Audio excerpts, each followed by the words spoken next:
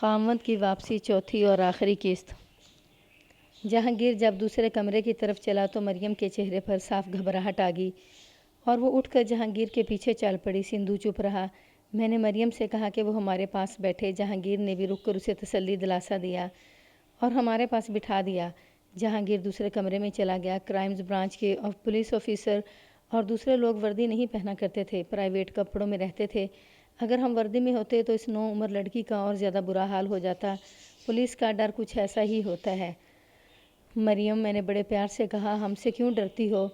تمہاری طرح انسان ہیں، ہم تمہیں کھا تو نہیں جائیں گے، نہ یہاں کوئی تمہارے جسم کو ہاتھ لگائے گا۔ ہم پولیس کے آدمی ہیں اور پولیس کا فرض ہے کہ شہریوں کی عزت کی حفاظت کریں۔ تم سے ایک دو باتیں پوچھنی ہیں۔ مجھ سے آپ نے کیا پوچھنا ہے؟ اس نے گھبراہٹ سے ہکلاتی ہوئی زبان میں پوچھا۔ بشریٰ کو تم جانتی ہو؟ میں نے کہا، وہ بھی یہی ہے، اس کے ساتھ تمہاری دوستی ہے۔ نہیں نہیں، مریم فوراً اٹھ کھڑی ہوئی اور روتے ہوئے سے لہجے میں کہنے لگی، آپ جہانگیر صاحب سے بات کریں، میں کچھ نہیں جانتی۔ جہانگیر صاحب کو بلائیں، میں بشریٰ کو بھی نہیں جانتی۔ وہ ضدی بچے کی طرح رونے بھی لگی اور ہمارے لیے اس پر قابو پانا مشکل ہو گیا۔ میں نے اس کا بازو پکڑ کر بٹھانے کی کوشش کی تو اس نے بڑی زور سے اپنا بازو چھڑا لیا اور اس کمرے کے دروازے کی طرف چل پڑی جس کمرے میں جہانگیر کو ہم نے بھیجا تھا۔ اگر سب انسپکٹر جگت سنگھ سندھو اکیلا ہوتا تو اس لڑکی کو اٹھا کر کرسی پر پھینک دیتا اور ایسا للکارا مارتا کہ لڑکی کا دم خشک ہو جاتا، لیکن سندھو میرے منہ کی طرف دیکھ رہا تھا اور چپ بیٹھا تھا۔ میں لڑکی پر کسی قسم کی تشدد یا زیادتی نہیں کرنا چاہتا تھا۔ میں نے اسے پیار سے روکا اور کہا کہ وہ ہماری بات تو سن لے، لیکن وہ ہاتھ نہیں آ رہی تھی۔ اس نے اونچی آواز میں رونا شروع کر دیا۔ یہ آوازیں سن کر جہانگیر اس کمرے میں آ گیا۔ شاید اس نے یہ وہم کیا ہوگا کہ ہم اس کی بیوی پر دست درازی کر رہے ہیں، لیکن اس نے بڑی شرافت سے پوچھا کہ یہ کیا ہو رہا ہے۔ مریم نے جہانگیر کو دیکھا تو وہ سکون میں آ گئی۔ کیا بات ہے مریم؟ جہانگیر نے اس سے پوچھا۔ یہ کیا ادھم مچا رکھا ہے؟ یہ مجھ سے کچھ پوچھتے ہیں؟ مریم نے جواب دیا، انہیں آپ بتائیں، میں نہیں بتا سکتی۔ میں نے جہانگیر کو اپنے کمرے میں بٹھا لیا اور اسے کہا کہ ہم نے تفتیش کرنی ہے اور وہ اپنی بیوی سے کہے کہ یہ ہمارے ساتھ تعاون کرے۔ اس موقع پر سندھو بول پڑا۔ اس نے جہانگیر سے کہا کہ آپ پولیس والوں کو اچھی طرح جانتے ہیں، یہاں پتھر دل ڈکیت بھی آ کر موم ہو جاتے ہیں۔ یہ تو کچی عمر کی لڑکی ہے، اسے کہیں کہ ہمیں پریشان نہ کرے تاکہ ہم اسے پریشان نہ کہیں۔ آپ مجھے بتائیں کیا پوچھنا ہے؟ جہانگیر نے پروقار لہجے میں کہا، میں گزٹیڈ آفیسر ہوں اور اپنی ذمہ داریوں کو اور آپ کی ذمہ داریوں کو بھی بخوبی سمجھتا ہوں۔ جو پوچھنا ہے مجھ سے پوچھیں اور اس لڑکی کی موجودگی میں پوچھیں۔ میں آپ کو یقین دلاتا ہوں کہ یہ نہ جھوٹ بولے گی نہ میں جھوٹ بولوں گا۔ ہم اس کی اس بات سے اتفاق نہیں کر سکتے تھے، وہ ہمیں ہمارے طریقے سے تفتیش سے ہٹا رہا تھا۔ ہم نے دونوں کے بیان الگ الگ لینے تھے۔ میں نے اور سندھو نے اسے بتایا کہ اس طرح ہم اپنا مقصد پورا نہیں کر سکتے۔ جہانگیر نے بڑے ہی اچھے طریقے سے اچھے الفاظ میں کہا کہ ہم میاں بیوی کو اکٹھے بٹھا کر پوچھیں اور بیان لیں، اگر اس کے بعد ان کے بیان یا ذرا سی کوئی بات جھوٹی ثابت ہو تو دونوں کو گرفتار کر لیں۔ یہ تو میں نے دیکھ لیا تھا کہ مریم کے منہ سے بات نکلوانا بڑا مشکل تھا۔ یہ خطرہ بھی تھا کہ اس سے زبردستی بات کہلوائی گئی تو یہ اوٹ پٹانگ اور بے بنیاد باتیں شروع کر دے گی۔ کچھ دیر ہماری بحث چلی۔ سندھو مجھ سے پہلے بولا اور کہنے لگا کہ چلو ان دونوں کو اکٹھے ہی بٹھا لیتے ہیں۔ میں نے بدل نخواستہ سندھو کی تائید کر دی۔ جہانگیر صاحب، میں نے کہا، آپ کی پہلی بیگم نے آپ پر الزام عائد کیا ہے کہ آپ نے اس کے خاوند جمالی کو کہیں قتل کیا ہے اور اس کی لاش اس دروازے میں پھینک گئے ہیں۔ محترم انسپکٹر صاحب، جہانگیر نے کسی رد عمل کے اظہار کے بغیر پرسکون لہجے میں کہا، کیا آپ میری شرافت کی تعریف نہیں کریں گے؟ میں نے ایک آدمی کو اس کے گھر سے کہیں دور قتل کیا اور اس کی لاش اس کے گھر پہنچا دی۔ البتہ یہ میری بد اخلاقی ہے کہ میں اپنے مقتول کے کفن دفن کے انتظامات کے لیے اس کے گھر نہیں رکا۔ یہ بات تو ہم تسلیم نہیں کرتے۔ میں نے کہا، لیکن آپ کی سابقہ بیگم نے ایک اور بات سنائی ہے، یہ آپ کے کردار پر منحصر ہے کہ اس کی تصدیق کریں یا تردید کریں۔ اس نے کہا اسے یہ بات سنائی جائے۔ میں نے وہ سارا بیان اسے سنا دیا جو بشریٰ نے دیا تھا اور جہانگیر اور اس کی بیوی مریم کو اس میں ملوث کیا تھا۔ میں نے اس وقت مریم کا چہرہ دیکھا، بالکل پیڑا پڑ گیا تھا اور شاید اس کے ہاتھ کانپ رہے تھے۔ محترم جہانگیر نے کہا، اس عورت نے میرے خلاف یا میری اس بیوی کے خلاف کوئی ثبوت پیش نہیں کیا، کوئی شہادت پیش نہیں کی اور نہ ہی اس نے بتایا ہے کہ اس واقعہ کا کوئی عینی شاہد ہے۔ آپ خود حیران ہوتے ہوں گے کہ ایک قاتل اپنے مقتول کی لاش اٹھا کر اس کے گھر رکھ آیا یا پھینک آیا۔ اب مجھے اور میری بیوی کو گرفتار کر لیں اور کورٹ میں یہ کیس ثابت کر کے دکھا دیں، لیکن جناب، میں ایک ذمہ دار آفیسر ہوں، آپ کی ذمہ داریوں کو بھی سمجھتا ہوں۔ میں آپ سے بڑے اچھے کردار کی توقع رکھوں گا۔ آپ مسلمان ہیں اور یہ انسپکٹر سکھ ہیں۔ یہ دونوں قومیں ہندوستان کی بہادر اور دلیر قومیں سمجھی جاتی ہیں۔ دلیر قوموں کے اخلاق اور کردار، دین اور دھرم بڑا مضبوط ہوتا ہے۔ میں آپ دونوں سے یہی توقع رکھوں گا اور سچ بولوں گا۔ آگے دیکھتا ہوں آپ میرے اس اچھے اخلاق کی قدر کرتے ہیں یا مجھے ذلت میں پھینکتے ہیں۔ میں اس شخص کو آج تک نہیں بھولا۔ اس کے چہرے پر ایک نور سا تھا، بلکہ میں اسے جلال کہوں گا۔ وہ ایسے پروقار طریقے سے بولا کہ میں اور سندھو اس کے منہ کی طرف دیکھتے رہ گئے۔ مجھے ایسے ہی لوگ اچھے لگا کرتے تھے اور اب میں بھی ایسے ہی لوگوں کو پسند کرتا ہوں۔ میں یہ کہانی پڑھنے والوں کی خدمت میں یہ گزارش کروں گا کہ میں نے اگر یہاں سے آگے کہانی اس طرح سنائی کہ جہانگیر نے کیا بیان دیا اور اس کے بعد مریم نے اسے الگ ہمیں کیا بیان دیا ہے، تو یہ بہت بات لمبی ہو جائے گی اور بے مزہ بھی ہو جائے گی۔ ایک ایک بات دو دو تین تین بار دہرائی جائے گی۔ میں بہتر سمجھتا ہوں کہ اصل کہانی جو میں نے سنانی ہے یہ میں سیدھے طریقے سے سنا دوں۔ جہانگیر نے بڑا ٹھیک ٹھاک بیان دیا اور اس کے بعد اس کی بیوی مریم بھی الگ بیٹھ کر بیان دینے پر راضی ہو گئی تھی۔ اس نے اپنی گزری ہوئی زندگی کی ہر ایک بات سنائی تھی۔ یہ ہے وہ کہانی جس کا پس منظر نفسیاتی تھا۔ اب آپ مجھ سے سیدھے طریقے سے باقی کہانی سنیں۔ یہ جہانگیر اور مریم کے بیانات سے اخذ ہوئی ہے۔ جہانگیر کی پہلی شادی کا قصہ تو میں سنا چکا ہوں۔ اس نے بشرا سے محبت کی تھی، لیکن بشرا نے اس کی محبت کی توہین کی۔ جہانگیر کو ایسا صدمہ ہوا کہ اس نے عہد کر لیا تھا کہ باقی عمر شادی نہیں کرے گا۔ ایک تو بشرا نے اسے صدمہ دیا اور اس سے بڑا صدمہ یہ کہ اس کا باپ بھی مر گیا اور ماں کو بھی ایسا روگ لگا کہ وہ بھی زندہ نہ رہی اور بڑا بھائی اس سے الگ ہو گیا۔ جہانگیر تنہا زندگی گزارنے لگا۔ اس نے ایک خان سامہ رکھ لیا تھا اور اسی کو اس نے زندگی بنا لیا۔ وہ اللہ کو اپنا ساتھی اور اللہ ہی کو اپنا سب کچھ سمجھتا تھا۔ عموماً ایسے لوگ شراب پینے لگتے ہیں یا کوئی اور بدکاری شروع کر دیتے ہیں، لیکن جہانگیر کا انداز کچھ اور تھا۔ اس نے اپنے آپ میں بنی نوع انسان کی محبت پیدا کر لی۔ اب آئیے مریم کے گھر کی طرف۔ مریم کی ایک بہن تھی اور دو بھائی تھے۔ مریم سب سے چھوٹی تھی۔ قدرتی بات یہ ہے کہ لڑکیوں کو باپ کے ساتھ محبت ہوتی ہے، لیکن مریم کا باپ کچھ عجیب سڑیل مزاج سا آدمی تھا۔ پیار کا جواب بھی غصے سے دیتا تھا۔ مریم باپ سے پیار چاہتی تھی اور جب وہ چھوٹی سی تھی تو وہ باپ کو دیکھ کر اس کی طرف دوڑتی اور اس کی گود میں بیٹھنے کی کوشش کرتی تھی، لیکن باپ اسے پرے دھکیل اور دھتکار دیتا تھا۔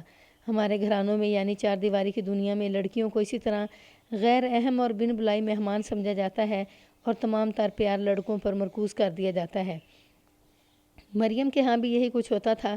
گھر میں مٹھائی آتی یا کوئی ایسی چیز آتی جو بچوں کو بہت پسند ہوتی ہے تو وہ لڑکوں کو دے دی جاتی اور یہ دونوں لڑکیاں منہ دیکھتی رہ جاتیں۔ مریم ضد کرتی تو اسے بڑی نفرت اور حقارت سے وہ چیز ذرا سی دے دی جاتی یا اس کے منہ پر ایک تھپڑ جڑ دیا جاتا۔ عیدوں پر لڑکوں کے تو کپڑے بن جاتے، لیکن لڑکیوں کے پرانے کپڑے دھلوا کر انہیں پہنا دیے جاتے تھے۔ مریم بڑی ہوتی گئی اور اس نے دیکھا کہ اس کے ماں باپ آپس میں کھچے کھچے رہتے ہیں۔ کبھی تو وہ باقاعدہ لڑا بھی کرتے تھے اور پھر دونوں اپنا اپنا غصہ دونوں بچیوں پر اتارتے تھے۔ بھائی جب بڑے ہوئے تو انہوں نے لڑکیوں کو اپنی نوکرانیاں سمجھ لیا۔ ان سے اپنے جوتے پالش کرواتے، اگر وہ نہ کرتی تو ان کی پٹائی کر دیتے۔ مریم خود سر اور باغی ہو گئی۔ یہی وجہ تھی کہ بھائی اسے الگ پیٹتے اور ماں باپ الگ پٹائی کرتے تھے۔ مریم نے اپنے بیان میں 3-4 واقعہ سنایا کہ وہ کس طرح پیار کی پیاسی تھی اور یہ پیاس بجھانے کے لیے اس نے جو بھی کوشش کی وہ ناکام رہی۔ اس کا زیادہ تر وقت رونے میں یا اداس اور مایوس ہو کر کہیں بیٹھنے میں گزرتا تھا۔ اسے اسکول میں داخل کرا دیا گیا تھا اور اسی عمر میں اسے گھر کے کام کاج میں لگا دیا گیا۔ اس کی بڑی بہن مریم کے الفاظ میں خوش قسمت نکلی، اسے ٹائیفائڈ ہوا اور اسی سے وہ فوت ہو گئی۔ یہ ایک صدمہ تھا جو ابھی تک مریم کے دل پر طاری تھا۔ یہی ایک بہن اس کی ہمدرد تھی، وہ بھی نہ رہی۔ مریم کا روز کا معمول یہ تھا کہ اسکول سے آتی تو ماں اسے برتن دھونے پر لگا دیتی۔ اگر وہ اتنا صحیح کہہ دیتی کہ وہ برتن تھوڑی دیر بعد دھوئے گی تو ماں اسے گالی گلوچ کرتی اور اگر باپ سن لیتا تو وہ ایک آدھ گالی کے ساتھ 1-2 تھپڑ بھی عطا کر دیتا تھا۔ جہانگیر مریم کی ماں کی برادری کا آدمی تھا، شاید بہت دور کی کچھ رشتہ داری بھی بنتی تھی۔ وہ کبھی کبھی مریم کے گھر آیا کرتا تھا۔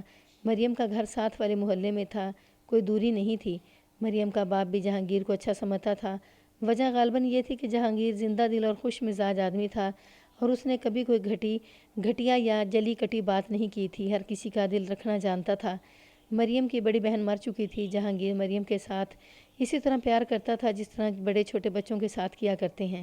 مریم نے اپنے بیان میں کہا کہ یہ واحد شخص تھا جس سے اسے بچپن میں پیار ملا اور وہ اکثر جہانگیر کے انتظار میں رہتی تھی۔ مریم جب اسکول جاتی تھی تو جہانگیر کا گھر راستے میں پڑتا تھا۔ مریم اس وقت 5ویں یا 6ٹھی جماعت میں تھی جب جہانگیر نے بشرا کو طلاق دے دی تھی اور وہ تنہا زندگی بسر کر رہا تھا۔ اسکول آتے جاتے کبھی جہانگیر اسے نظر آ جاتا تو وہ رک جاتی۔ ایک بار وہ جہانگیر کے گھر کے اندر چلی گئی۔ وہ بچی ہی تھی، اتفاق سے جہانگیر گھر ہی تھا۔ جہانگیر نے اس کے ساتھ اسی طرح پیار کیا اور شفقت دی جس طرح بچوں کے ساتھ کیا جاتا ہے۔ یہی ایک تشنگی تھی جو مریم کو بے حال کیے رکھتی تھی۔ جہانگیر نے اس کی یہ تشنگی ختم کر دی۔ مریم نے اپنے بیان میں کہا کہ وہ اکثر اپنے آپ سے کہا کرتی تھی کہ خدا نے جہانگیر کو اس کا باپ کیوں نہیں بنا دیا۔ بچپن میں اس نے اپنے دل میں جہانگیر کو باپ کا درجہ دے دیا تھا۔ جہانگیر نے اس کے ساتھ پوری طرح شفقت جاری رکھی۔ میں زیادہ تفصیلات اور واقعات میں نہیں جانا چاہتا۔ میرا خیال ہے آپ بات سمجھ گئے ہوں گے کہ جو پیار مریم کو اپنے ماں باپ سے ملنا چاہیے تھا وہ جہانگیر سے ملا۔ مریم دراصل نفسیاتی مریضہ بن چکی تھی۔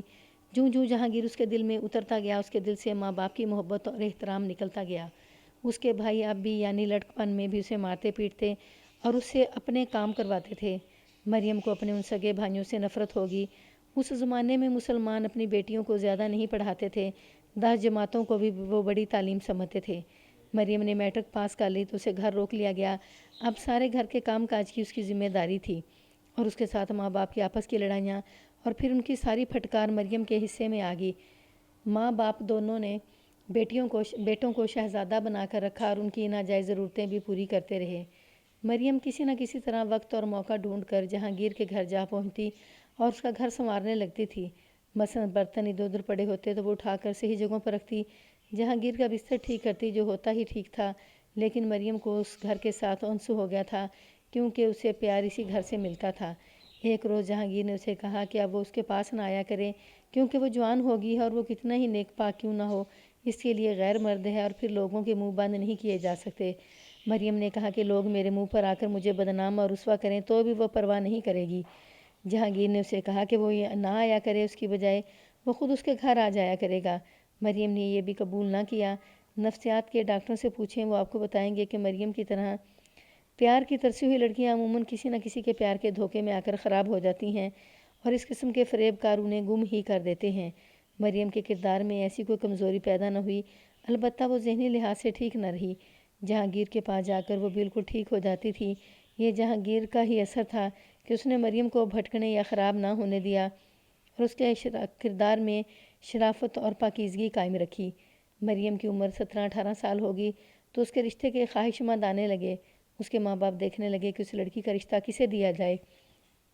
جب تک ماں باپ نے کسی کو پسند نہ کیا مریم خاموش رہی۔ آخر ایک مہینے لڑکا پسند کر لیا گیا۔ مریم سے تو ماں نے پوچھا ہی نہیں کہ اسے یہ لڑکا اچھا لگتا ہے یا نہیں۔ اس کی شادی حکمن کی جا رہی تھی۔ ایک روز مریم نے ماں سے صاف کہہ دیا کہ اس لڑکے کے ساتھ اور کسی اور کے ساتھ بھی شادی نہیں کرے گی۔ یہ تو ایک بم تھا جو مریم نے اپنے گھر میں گرا دیا۔ باپ کو پتہ چلا تو اس نے مریم کی پٹائی کر دی۔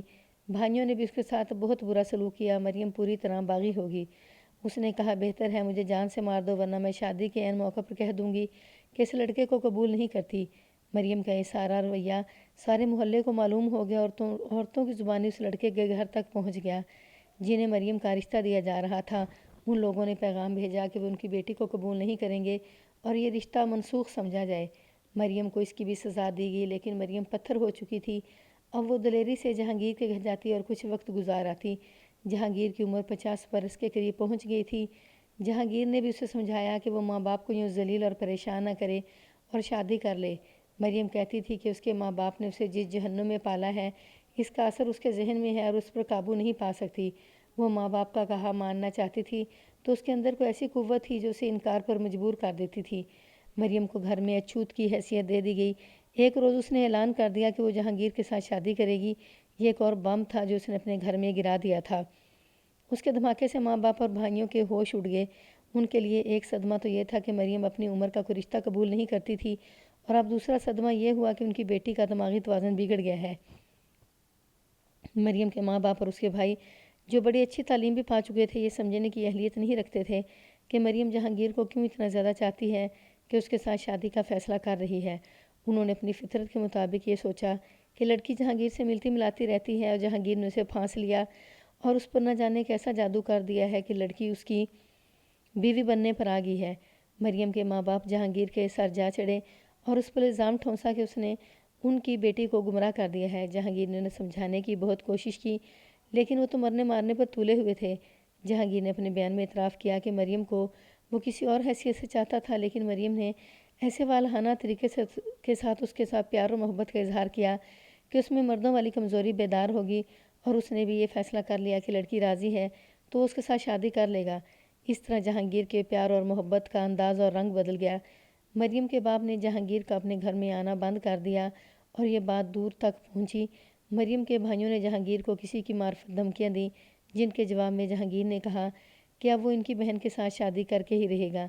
مریم پر ایک اور رشتہ ٹھونسنے کی کوشش کی گئی، جو مریم نے ٹھکرا دیا اور ساتھ یہ بھی کہہ دیا کہ وہ گھر سے نکل جائے گی اور جہانگیر کے گھر پہنچ جائے گی اور وہاں شادی کر لے گی۔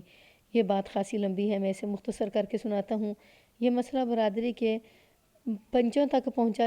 جہانگیر گیزٹڈ آفیسر ہو چکا تھا اور سوسائٹی میں اسے بڑا ہی عزت اور مقام حاصل ہو گیا تھا، جس کی وجہ یہ تھی کہ وہ ہر کسی کے دکھ سکھ میں شریک ہوتا تھا اور اس نے لوگوں کے ساتھ نیکی ہی کی تھی، اس کے خلاف کسی کو کوئی شکایت نہیں تھی۔ برادری کے پنچوں یعنی بزرگوں نے حالات کا جائزہ لے کر اور مریم کا رویہ دیکھ کر اور پھر جہانگیر کی حیثیت اور کردار دیکھ کر یہ فیصلہ دے دیا کہ لڑکی کی شادی جہانگیر کے ساتھ کر دی جائے۔ اس طرح ایک روز جہانگیر اور مریم کی شادی ہوگی۔ اس کے ساتھ ہی بھائیوں نے مریم کے ساتھ قطع تعلق کر لیا، جس کی مریم کو کوئی پرواہ نہیں تھی۔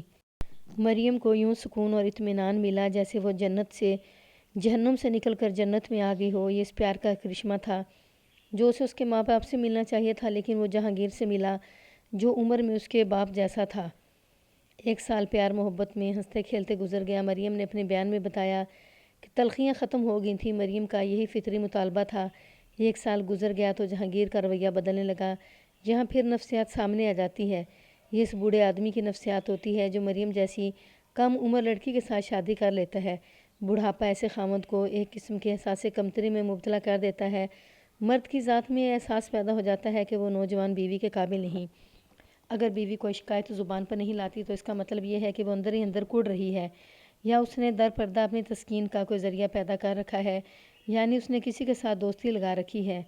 میں نے آپ کو 2-3 کہانیاں سنائی ہیں کہ اس قسم کے بوڑھے خاوند نے اپنے جوان بیٹوں پر بھی شک کیا کہ انہوں نے اپنی نوجوان سوتیلی ماں کے ساتھ غلط قسم کے تعلقات پیدا کر رکھے ہیں۔ ایسا بوڑھا خاوند اپنے جوان بیٹے کو بھی اپنا دشمن سمجھنے لگتا ہے۔ جہانگیر میں بھی یہی نفسیاتی عمل یا رد عمل شروع ہو گیا۔ اس نے اپنے بیان میں اخلاقی جرأت کا مظاہرہ کرتے ہوئے صاف الفاظ میں بتایا کہ وہ جب دیکھتا تھا کہ مریم اتنی زیادہ خوش رہتی ہے تو اسے شک ہونے لگا کہ اس کمسن لڑکی نے اپنی جسمانی تسکین کا کوئی اور ذریعہ بنا لیا ہے۔ اس کا اثر یہ ہوا کہ جہانگیر نے مریم کو شکی نگاہوں سے دیکھنا شروع کر دیا۔ کچھ تو اس کی طبیعت پہلے ہی وہمی سی تھی، اب یہ وہم پہلے سے بھی بہت زیادہ ہو گیا۔ وہ بات بات پر مریم کو ٹوکنے لگا۔ دفتر سے آتا تو اس سے پوچھتا کہ وہ چھت پر گئی تھی یا نہیں۔ اگر وہ کہہ دیتی کہ گئی تھی تو جہانگیر پوچھتا کسے دیکھنے گئی تھی اور پھر اس پر الزام تھوپ دیتا۔ مریم نے الگ بیان میں کہا کہ وہ جس جہنم سے نکلی تھی وہ جہنم از سر نو پیدا ہونے لگا اور اس کی جنت جہنم میں بدلنے لگی۔ یہاں یہ بات سمجھنے کی کوشش کریں کہ اگر مریم نے عقل کو استعمال کر کے جہانگیر کے ساتھ شادی کا فیصلہ کیا ہوتا تو آپ بھی عقل کو استعمال کر کے جہانگیر کے شکوک رفع کرتی اور اس کی نفسیات کو سمجھتی، لیکن جہانگیر کے ساتھ شادی کا فیصلہ جو مریم نے کیا تھا اس کے پس منظر میں اس کی نفسیاتی محرومی اور جذباتی گھٹن تھی۔ یہی تلخیاں تھیں جنہوں نے مریم کو اپنے ماں باپ اور بھائیوں کا دشمن بنا دیا تھا۔ اب جہانگیر نے اس کے ساتھ ویسا ہی سلوک شروع کر دیا تو مریم پھر اسی ڈگر پر آ گئی کہ یہ شخص تو اس کا دشمن ہے۔ یوں سمجھیں کہ سپیرے جن سانپوں کو پالتے ہیں ان کا زہر مار کر رکھتے ہیں یا ان میں زہر پیدا نہیں ہونے دیتے۔ مریم وہ ناگن تھی جس کا زہر جہانگیر نے اپنے پیار اور شفقت سے مار دیا تھا۔ اس ناگن نے موقع دیکھا اور شے ملی تو اس کے اندر پھر وہی زہر پیدا ہو گیا۔ اب وہ پھر ڈسنے کے لیے تیار تھی۔ ماں باپ کے گھر میں اس کے اندر جو خود سری اور سرکشی پیدا ہوئی تھی اسے جہانگیر نے دبا دیا تھا، لیکن اب پھر اس میں سرکشی اور خود سری نے سر اٹھا دیا۔ ایک روز جہانگیر نے کچھ ایسا ہی شک کیا تو مریم نے اسے کھری کھری سنا ڈالی۔ جہانگیر نے اس کے منہ پر تھپڑ مارا۔ یہ آخری حد تھی مریم کی برداشت کی۔ اس نے اپنے بیان میں کہا کہ وہ جہانگیر سے انتقام لینے کے طریقے سوچنے لگی۔ اتفاق کی بات دیکھیں کہ انہی دنوں اس کی بے تکلفی بشریٰ کے ساتھ پیدا ہو گئی۔ یہ میں پہلے بشریٰ کی زبانی سنا چکا ہوں کہ اس نے مریم کی عقل کو کس طرح اپنے قبضے میں لیا۔ مریم بھری بیٹھی تھی اور وہ سمجھی کہ اسے جو پیار ملا تھا وہ پھر اس سے محروم ہو گئی ہے۔ اس نے اپنے بیان میں کہا کہ بشریٰ نے اسے طریقہ بتایا کہ جس سے جہانگیر سے نجات حاصل کی جا سکتی تھی۔ مختصر یہ کہ مریم نے بشریٰ کے بیان کی تصدیق کر دی۔ اس نے صاف الفاظ میں کہا کہ جمالی نے جہانگیر کو قتل کرنے کا یہ طریقہ بتایا تھا۔ دراصل یہ اقبال جرم یا سچا بیان جہانگیر پہلے ہمیں دے چکا تھا اور اس نے مریم کی حوصلہ افزائی کی تھی اور اسے کہا تھا کہ وہ سچ بولے اور جو کچھ ہوا ہے وہ بالکل صحیح بیان دے۔ مریم نے اس کے کہنے پر پورا عمل کیا۔ اس نے اپنے بیان میں یہ بھی کہا کہ وہ فیصلہ کر چکی تھی کہ جہانگیر کو اس طرح مروا کر وہ خودکشی کر لے گی۔ اس کے ساتھ اس کے ذہن میں وہ جوان آدمی بھی تھا جس کے متعلق بشرا نے اسے بتایا تھا۔ مختصر یہ کہ مریم ایک بڑے ہی خطرناک دوراہے پر پہنچ چکی تھی اور یہ فیصلہ نہیں کر پا رہی تھی کہ خامد کو مروا کر وہ کیا کرے گی۔ ایک تو یہ واردات عجیب و غریب تھی، اور پھر جس طرح جہانگیر اور مریم نے بیان دیے وہ بھی حیران کن بات تھی۔ حیران کن اس لیے کہ اتنا سچ یا اتنی دلیری سے سچ کوئی خدا کا خاص بندہ ہی بولتا ہوگا۔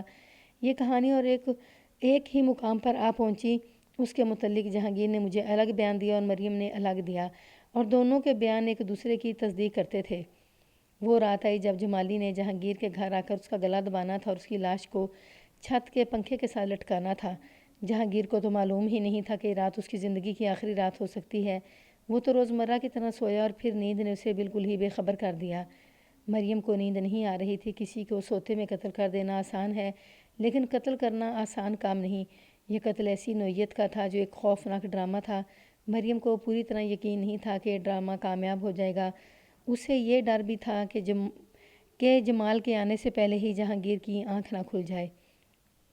مریم لیٹ تو گئی لیکن نیند نہ آئی۔ اس کے ذہن میں یہ کشمکش جاری ہوگی اور جمالی کے آنے کا وقت قریب ہو گیا۔ مریم نے باہر والا دروازہ کھلا رکھا تھا، صرف کواڑ بند تھے۔ جب رات آدھی گزر گئی اور اب کسی بھی لمحے جمالی نے آ جانا تھا، مریم اٹھ بیٹھی۔ کمرے میں 0 نمبر کا نیلا بلب جل رہا تھا۔ اس نے سوئے ہوئے جہانگیر کو دیکھا۔ وہ گہری نیند سویا ہوا اور سکون کی سانسیں لے رہا تھا۔ مریم کی نظریں اس کے چہرے پر جم گئیں۔ آہستہ آہستہ مریم کا ذہن پیچھے گزرے ہوئے دنوں کی طرف چل پڑا۔ اسے اپنے گھر کی اذیتیں اور تلخیاں یاد آئیں، اور پھر اسے وہ جہانگیر یاد آیا جو اس کے مجروح جذبات کو پیار سے سہلا لیا کرتا تھا۔ آج رات مریم اس جہانگیر کو قتل کر رہی تھی۔ پھر یوں محسوس ہوا جیسے وہ اپنے پیار اور اپنی محبت کو نظر آتش کر رہی ہو۔ مریم نے اپنے بیان میں کہا کہ وہ جہانگیر کے چہرے کو دیکھ رہی تھی۔ جہانگیر تو نہ جانے کیا خواب دیکھ رہا تھا کہ اس کے ہونٹوں پر مسکراہٹ آ گئی۔ یہ مسکراہٹ ایک تلوار بن گئی اور تلوار مریم کے دل میں اتر گئی، اور پھر اس نے ایسے محسوس کیا جیسے اس کے دل میں جو زہر بھر گیا تھا وہ بہہ نکلا ہو۔ مریم کے ہاتھ جہانگیر کے چہرے کی طرف بڑھے۔ وہ اس چہرے کو ہاتھوں میں لے کر چوم لینا چاہتی تھی کہ جہانگیر کی آنکھ کھل گئی اور مریم کو اپنے پاس بیٹھا دیکھ کر اٹھ بیٹھا اور پوچھا کہ وہ کیوں جاگ رہی ہے۔ مریم اس کے ساتھ لپٹ گئی اور بچوں کی طرح پھوٹ پھوٹ کر رونے لگی۔ جہانگیر نے اپنے بیان میں کہا کہ اسے پتہ نہیں چل رہا تھا کہ مریم کو کیا ہو گیا ہے۔ اس کی تو روتے روتے ہچکی باندھ گئی تھی۔ جہانگیر اسے جھنجھوڑ جھوڑ کر پوچھتا تھا کہ اسے کیا ہوا ہے۔ مجھے اپنے ہاتھوں قتل کر دیں، مریم نے روتے ہوئے کہا۔ میرا گلا گھونٹ دیں، میں آپ کے پیار کی قیمت نہیں چکا سکی اور مجھ سے آپ ناراض ہیں۔ جہانگیر کے دل میں اس کی محبت تو تھی ہی۔ اس نے مریم کو اپنے بازوؤں کے گھیرے میں لے لیا اور کہا کہ اس کے خلاف کوئی شکایت نہیں اسے۔ مریم نے جہانگیر کو بتایا کہ آج رات وہ اسے قتل کروانا چاہتی تھی اور جمالی آنے والا ہی ہوگا۔ جہانگیر حیرت زدہ ہو کر دیکھنے لگا، لیکن مریم رو رو کر اسے بتا رہی تھی کہ وہ نہ جانے کس پاگل پن میں یہ ڈرامہ رچا بیٹھی تھی، لیکن اب وہ دل سے ساری کدورت نکال چکی اور محبت کے جواب میں وہ بتا رہی ہے کہ موت جہانگیر کی طرف بڑھی آ رہی ہے۔ مختصر یہ کہ اس نے جہانگیر کو بتا دیا کہ بشرا نے کیا طریقہ سوچا تھا اور جمالی اس طریقے پر عمل کرنے کے لیے آ رہا ہے۔ جہانگیر نے اپنے بیان میں اس واقعہ کی پوری تفصیل سنائی اور کہا کہ مریم کی حالت ایسی تھی کہ اس کے دل سے مریم کے خلاف سارے وہم اور ساری شکایتیں نکل گئیں، بلکہ اسے اس لڑکی پر ترس آنے لگا کہ اپنے باپ کے گھر یہ اذیتوں میں پڑی رہی اور اسے مجھ سے محبت ملی تو میں نے اس پر بےہودہ الزام تھوپے۔ جہانگیر نے مریم سے کہا کہ جمالی کو آنے دو، تم باہر دروازے پر چلی جاؤ اور اسے کہنا کہ جہانگیر شام کو گھر آیا تھا اور اسے اچانک آگرہ جانا پڑا ہے اور وہ کل شام کو واپس آئے گا۔ اس کے بعد میں سنبھال لوں گا۔ جہانگیر نے مریم کو بتایا کہ بشرا اس کی ہمدردی میں نہیں بلکہ اس کے ذریعے جہانگیر سے انتقام لے رہی تھی۔ مریم باہر چلی گئی اور باہر والے دروازے کے ساتھ اندر کی طرف جا کھڑی ہوئی۔ جہانگیر صحن میں آ گیا اور ڈیوٹی کے اندر والے دروازے کے ساتھ کھڑا رہا۔ زیادہ دیر نہیں گزری تھی کہ باہر والا کواڑ کھلا اور جمالی اندر آیا۔ مریم نے اس کا استقبال کیا اور کہا کہ آج شام جہانگیر گھر آیا اور کسی سرکاری کام کے لیے فوراً ہی آگرہ کے لیے روانہ ہو گیا تھا اور کل شام واپس آئے گا، اس لیے یہ کام کل رات کریں گے۔ جمالی غنڈہ اور بدماش تھا اور وہ جرم و گناہ کی دنیا کا بندہ تھا۔ اس نے سنا کہ جہانگیر گھر میں نہیں اور مریم گھر میں اکیلی ہے تو اس نے خوشی کا اظہار کیا اور مریم سے کہا کہ چلو یہ بھی اچھا ہے، اندر چلتے ہیں اور آج تھوڑا سا جشن ہی منا لیتے ہیں۔ تمہارا کام آج نہیں تو کل ہو ہی جائے گا، چلو اندر۔ اس کے ساتھ ہی جمالی نے باہر والے دروازے کی چٹکنی چڑھا دی اور مریم کے بازی سے پکڑا۔ مریم سمجھتی تھی کہ اس کے ساتھ اندر کیوں آ رہا ہے۔ اس نے جمالی سے کہا کہ وہ واپس چلا جائے اور وہ اسے اندر نہیں آنے دے گی۔ بے وقوف لڑکی، جمالی نے کہا، میں اس کام کے کئی ہزار روپے لیا کرتا ہوں اور تمہارا کام مفت کر رہا ہوں اور تم ہو کہ مجھے مایوس کر کے گھر سے نکال رہی ہو۔ میں جہانگیر جیسا بوڑھا تو نہیں۔ مریم نے لپک کر باہر والے دروازے کی چٹکنی کھول دی اور جمالی سے کہا کہ وہ چلا جائے اور پھر یہاں کبھی نہ آئے، لیکن جمالی نے اس کا بازو پکڑا، اسے اندر کی طرف گھسیٹنے لگا۔ مریم اچھل کود کر رہی تھی۔ جمالی نے اسے کمرے میں دبوچ کر اٹھانے کی کوشش کی، لیکن مریم پوری طرح مزاحمت کر رہی تھی۔ جہانگیر ڈیوڑی والے دروازے کے ساتھ صحن کی طرف کھڑا تھا۔ اس نے جو ہی دیکھا کہ جمالی دست درازی پر اتر آیا ہے تو وہ دبے پاؤں دوڑتا باورچی خانے میں گیا اور وہاں سے مرچ مسالہ رگڑنے والا ڈنڈا لے آیا۔ آپ جانتے ہیں یہ ڈنڈا کتنا وزنی ہوتا ہے؟ جہانگیر نے اپنے بیان میں بتایا کہ اس کا ارادہ قتل کا نہیں تھا۔ ایسا ارادہ ہوتا تو وہ باورچی خانے سے چھری لے آتا۔ جہانگیر ڈیوڑی میں داخل ہوا۔ ڈیوڑی میں اندھیرا تھا۔ سوئچ اندر والے دروازے کے ساتھ تھا۔ جہانگیر نے سوئچ آن کر کے ڈیوڑی روشن کر دی۔ اس وقت جمالی مریم کو اندر والے دروازے کی طرف گھسیٹ رہا تھا۔ اس نے مریم کا بازو پکڑ رکھا تھا۔ جہانگیر نے اتنا وزنی اور موٹا ڈنڈا گھما کر پوری طاقت سے جمالی کے سر پر مارا۔ جمالی کے ہاتھ سے مریم کا بازو چھوٹ گیا اور وہ چکرا کر گرا۔ جہانگیر نے دیکھا تو جمالی ابھی سانس لے رہا تھا۔ اس کا خیال تھا کہ ہوش میں آئے تو اسے گھر سے باہر نکال دے۔ وہ جمالی کو اور زیادہ مارنا نہیں چاہتا تھا۔ مریم نے گھبرا کر جہانگیر سے کہا کہ دیکھیں یہ مر ہی تو نہیں گیا۔ جہانگیر نے جمالی کی نبض دیکھی، پھر دل پر ہاتھ رکھا اور پھر انگلی اس کی ناک پر رکھی تو پتہ چلا کہ وہ مر چکا ہے۔ مریم بہت ہی گھبرائی، لیکن جہانگیر ذرا بھی گھبرایا ہوا نہیں تھا۔ میرے ایک سوال کا جواب دیتے ہوئے جہانگیر نے بتایا کہ اس وقت جمالی کی ناک اور منہ سے ذرا سا بھی خون نہیں نکلا تھا۔ جہانگیر نے اپنے بیان میں کہا کہ اس پر کچھ ایسی کیفیت طاری ہو چکی تھی جس میں ذرا سا بھی خوف نہیں تھا کہ اس نے ایک آدمی کو قتل کر دیا ہے۔ وہ جانتا تھا کہ بشرا نے اسے انتقام لینے کے لیے مریم کو استعمال کیا تھا اور جمالی کو بھیجا تھا۔ اس نے سوچا کیوں نہ بشرا کا خامد اسے واپس دے دوں۔ اس نے جمالی کی لاش اس طرح اپنے کندھے پر اٹھائی کہ لاش کا سر جہانگیر کی پیٹھ کے پیچھے لٹک رہا تھا اور ٹانگیں آگے کی تھیں۔ جمالی دبلا پتلا آدمی تھا اور اس کے مقابلے میں جہانگیر گٹھا ہوا اور تندرست تھا۔ اس طرح جہانگیر بے خوف و خطر جمالی کی لاش اٹھائے اس کے گھر پہنچا اور دروازے کا کواڑ کھولا اور اسے دروازے کے اندر پھینکا اور وہاں سے بڑے اطمینان سے واپس آ گیا۔ وقت آدھی رات کے بعد کا تھا، اس لیے گلیاں سنسان پڑی تھیں۔ اسے جاتے اور آتے کسی نے بھی نہ دیکھا۔ وہ خون کے قطرے جو گلیوں میں دیکھے گئے تھے ان کے متعلق میری رائے یہ ہے کہ جمالی کا دماغ پھٹ گیا تھا اور اس کا خون اندر ہی جمع ہو گیا تھا۔ جہانگیر نے جب لاش اٹھائی اور اس کا سر پیچھے کو لٹکا تو خون ناک کے راستے باہر گرتا رہا۔ جہانگیر نے بتایا کہ جب وہ واپس آیا تو مریم نے اسے بتایا کہ اس کے کپڑوں پر پیچھے کی طرف خون لگا ہوا ہے۔ مریم نے اسی وقت وہ کپڑے اچھی طرح دھو ڈالے۔ واردات کی بات تو یہیں پر ختم ہو جاتی ہے۔ اس سے آگے جو کہانی ہے وہ پولیس کا اندر کا معاملہ ہے کہ کس طرح کیس تیار کیا جائے کہ ملزموں کو سزا ہو۔ اگر یہ کیس میرے کسی تھانے کا ہوتا تو میں جہانگیر کو گرفتار تک نہ کرتا۔ مقتول جرائم پیشہ اور غنڈہ تھا اور اسے بیوی نے استعمال کیا تھا، اور بیوی بھی اچھے کردار کی نہیں تھی، لیکن مجبوری یہ تھی کہ یہ کرائمز برانچ تھی جہاں ہم کوئی رعایت نہیں کر سکتے تھے۔ سب انسپکٹر جگت سنگھ سندھو نے اچانک مجھے بازو سے پکڑا اور اشارہ کیا کہ میں اس کے ساتھ دوسرے کمرے میں چلوں۔ میں اس کے ساتھ دوسرے کمرے میں چلا گیا۔ کیا خیال ہے ملک جی، اس نے کہا، اگر یہ میرے تھانے کا کیس ہوتا تو میں یہیں گول مول کر دیتا۔ ان میاں بیوی کو تو میں کبھی بھی سزا نہیں ہونے دوں گا۔ مجھے سندھو کی یہ بات سن کر خوشی ہوئی۔ وہ میرے خیال اور ارادے کی تائید کر رہا تھا۔ ہم نے آپس میں طے کر لیا اور پھر جہانگیر، مریم اور بشرا کو باقاعدہ گرفتار کر کے ان کے خلاف کیس تیار کرنا شروع کر دیا۔ عموماً یوں ہوتا ہے کہ یہ یقین ہو جائے کہ یہی شخص اصل مجرم ہے، لیکن شہادت کی کمی ہے تو یہ کمی پوری کر لی جاتی ہے، جسے پینڈنگ کہتے ہیں۔ مقصد یہ ہوتا ہے کہ مجرم بچ کر نہ جائے، لیکن اس کیس میں ہم نے ذرا سی بھی پینڈنگ نہ کی اور دانستہ ایسی دو کمزوریاں رکھ دیں جن کی ذمہ داری ہم پر عائد نہیں ہو سکتی تھی اور انہیں کورٹ میں جا کر ہی ظاہر ہونا تھا۔ بہرحال یہ پولیس کے اندر کے معاملے ہیں جو آپ کی دلچسپی کے نہیں ہیں۔ آپ کو کہانی سنا دی ہے۔ ہوا یہ کہ سیشن کورٹ میں کیس چلا تو سیشن جج جو ایک ہندو تھا، بہت ہی قابل قانون دان تھا، اس نے تینوں کو بری کر دیا۔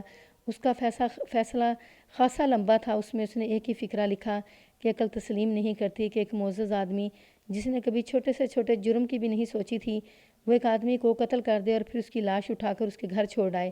یہ تو سیشن جج کے الفاظ تھے۔ مجھے جہانگیر کے الفاظ آج تک یاد ہیں۔